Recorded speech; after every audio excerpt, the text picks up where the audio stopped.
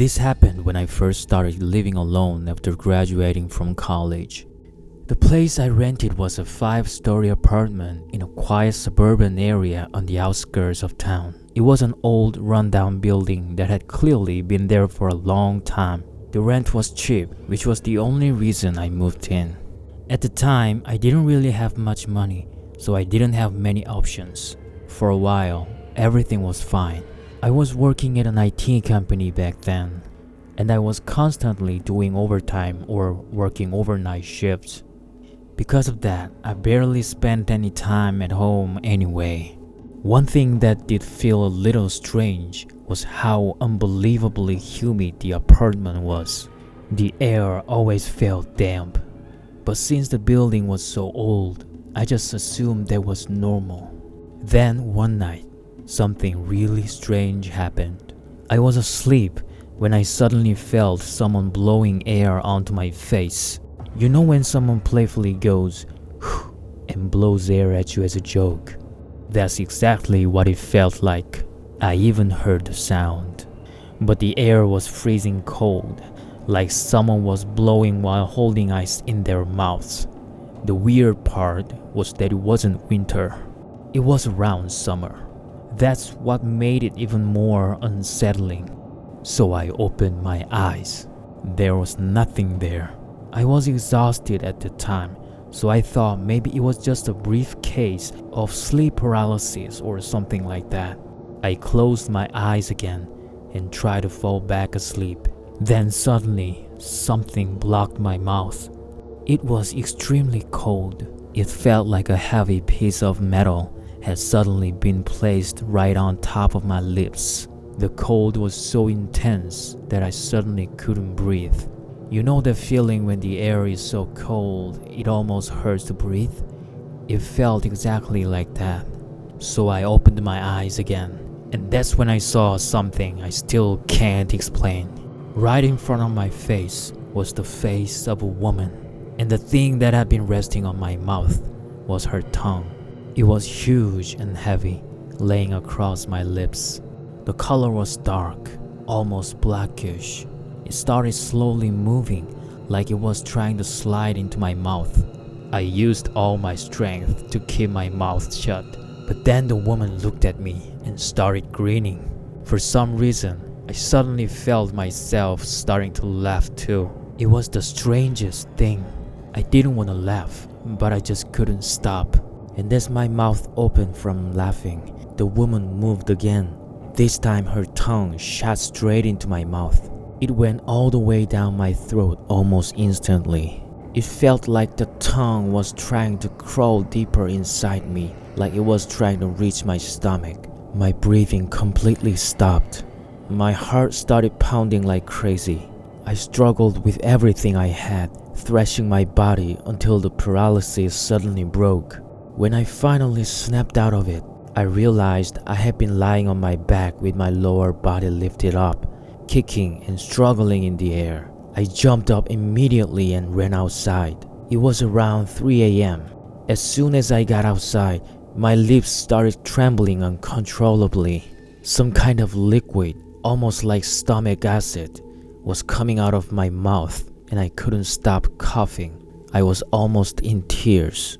Since it was the middle of the night and everyone was asleep, there was no one I could call. So I ended up going to a PC cafe and stayed there until morning. After that night, I couldn't bring myself to go back into that apartment.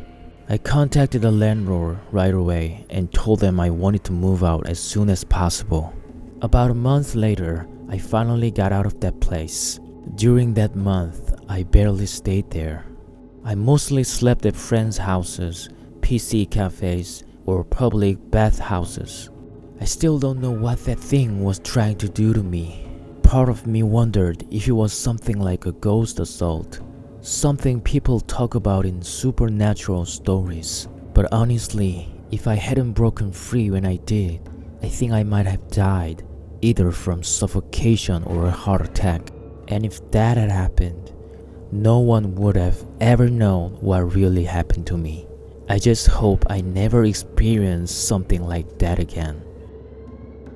There was a park in my neighborhood that I used to go to pretty often. I've never really liked crowded places, and this park was usually almost empty, which made it perfect for walking alone and clearing my head. About 3 years ago, I went there for a walk late one night, probably around 11 or midnight. As I approached the entrance, I noticed two men standing there, staring at me. Something about the situation immediately felt off. That park was usually pretty empty, especially at night. If anyone was there, it was usually couples or people walking their dogs. So seeing two grown men just standing around doing nothing felt strange. Anyway, I started walking. The trail led past a small hill that connected to what was basically a wooded area, almost like a small mountain. At night, nobody really walked up there, and most of the lights were turned off, so it got pretty dark and honestly, kind of scary. Normally, I'd just walk around the outer paths and head back, but that night, I felt like walking a little farther in. As I was walking, I suddenly heard rustling coming from the woods. It startled me, and I looked over. There are usually small animals around there, so at first, I assumed it was just that, but then I noticed something white in the darkness. I turned on my phone flashlight and pointed it toward the sound, and that's when I saw them. Several men were staring directly at me. Their heads were almost level with the ground, like they were lying flat or crouched down. I instantly got chills. I pretended like I hadn't seen anything and just kept walking past them. But as I continued walking, something started bothering me. For a split second, I thought I'd seen someone's bare foot between their faces. It happened so fast that I convinced myself I must have imagined it.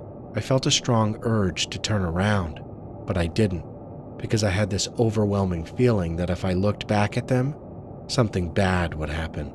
The only sound I could hear was my own footsteps. It was completely silent. No insects, no wind, nothing. Even without turning around, I somehow knew they were still there, watching me in that same prone position. I left the area as quickly as I could and took the long way back home. I debated calling the police, but the situation felt vague. What if they were just messing around in the woods? I didn't want to overreact, so I went home and eventually fell asleep. That night, I had a dream. In the dream, I was walking through the same park again, and from inside the woods, a man was running toward me, except he only had an upper body, no lower half. He was crying while staring directly at me. I woke up, gasping for air, my heart pounding like crazy. I could clearly remember his face, but I had no idea who he was. The next day, I finally reported what I'd seen to the police. They said they would check the area, but I never heard back from them. When I went back to the park sometime later, there was no sign that anything had ever happened. There was no disturbance. I was too afraid to go deep into the woods, and honestly, after that night, I stopped going to that park altogether. It's still a mystery to me what happened there that day. This happened back in 2019 when my family moved to a small rural town in Pennsylvania. The move happened pretty suddenly because of my dad's job, and the house we moved into was an old standalone place, right next to the woods. For a while, everything was completely normal, until one day, we heard the sound of glass shattering coming from the attic. We all froze and gathered underneath the attic entrance. My dad grabbed a baseball bat and slowly climbed up to check it out. We searched the entire attic, but couldn't find anything unusual. The only thing wrong was the broken window. There were no signs of forced entry, no footprints, nothing. After coming back down, he looked unusually serious and said to my mom, "The way the glass broke, it kinda looks like someone smashed it from inside the attic and went out." My mom immediately went pale and told him that made no sense. If someone had climbed out through the attic window, there should have been marks on the roof or around the house, but there was absolutely nothing. We never figured it out. A few days later, I was walking down the hallway when I noticed the attic door slightly open.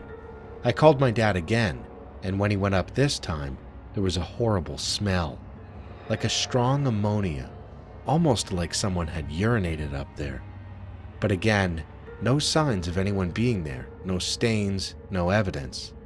At that point, my dad actually started suspecting me, telling me to stop messing around. I swear I hadn't done anything. That night, I noticed a document file on my computer desktop that I'd never seen before. When I opened it, there was only one sentence written inside. A spirit pissed in the attic. I just sat there staring at it. Who the hell would even do something like this? I assumed my younger brother was pulling some stupid prank, so I confronted him, but he started crying, insisting he didn't do it. So then, who did? I almost typed back into the document asking, "What do you want?" But I stopped myself and just deleted the file. Things stayed quiet for a while after that. Then one day, my brother suddenly screamed. We found him collapsed beneath the attic entrance, crying hysterically. When my parents asked what happened, he said he saw someone through the slightly open attic door. He said it looked exactly like me, but its entire body was covered in white fur, and its mouth was stretched unnaturally wide across its whole face. According to my brother, it leaned toward him and whispered, "Your brother is dead." Then it smiled. My dad rushed up to the attic again, but, like every other time, nobody was there. My brother was shaking uncontrollably and had to be taken to the hospital. Thankfully, he wasn't physically harmed, but he suffered serious psychological effects for a long time afterward. After that, my dad permanently sealed the attic shut and locked it. Nothing major happened again after that. But one night, while I was outside, I looked up at the attic window and noticed something strange. It looked like a dim red light was glowing from inside. The problem was, there was nothing up there that could produce light. We didn't go up to check. The next day, the red glow was gone, and everything looked normal again. My dad even tried researching the history of the house, hoping to find out if something had happened there before, but he never found anything meaningful.